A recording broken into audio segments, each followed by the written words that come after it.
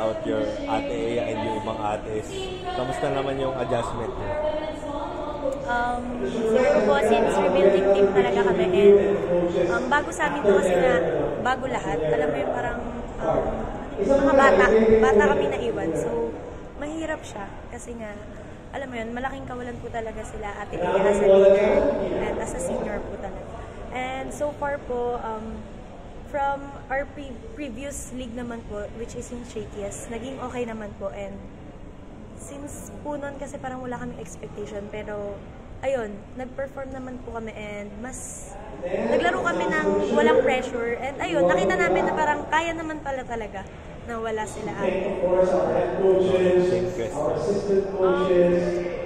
Ayun lang po, parang tagapin lang din na gano'n talaga yung nangyayari. Like, people come and people go. So, all we have to do is like adjust lang po and train and cooperate with the new members po. And yun nga, rebuild yung team. Like, hindi naman siya start from scratch.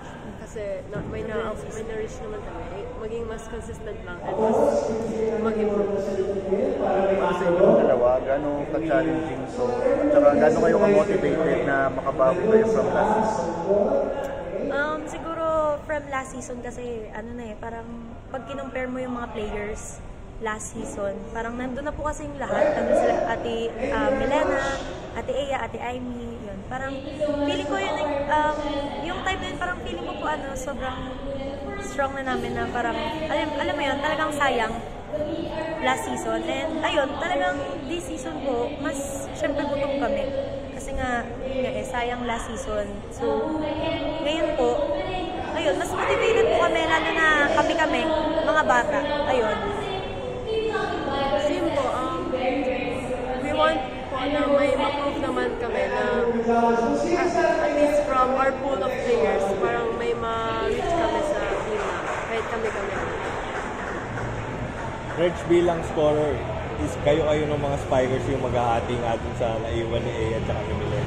Paano mo ina-embrace yung ganong bigger role para this season?